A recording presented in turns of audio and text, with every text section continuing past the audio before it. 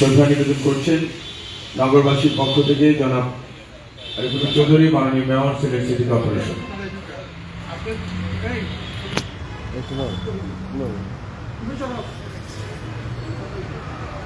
মাননীয় মেয়র শ্রদ্ধা নিবেদন করলেন। এরপর নজরুল পরিষদ, এই আয়োজন তারা প্রতি বছর করে থাকে। নজরুল পরিষদের পক্ষ থেকে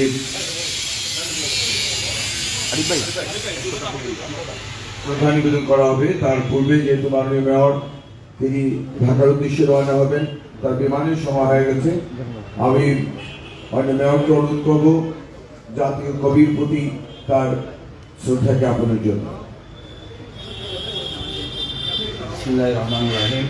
আজ জাতীয় কবি কাজী নজরুল ইসলামের জন্মদিন উপলক্ষে আমরা সিলেটের নদী পরিষদ কর্তৃক আয়োজিত আজকে আমরা শ্রদ্ধাঞ্জলি মন্তব্যে আজকে কর্মসূচি হলো আমরা জাতীয় কবির প্রতি গভীর শ্রদ্ধাভাবে আজকের দিনটিকে স্মরণ করি।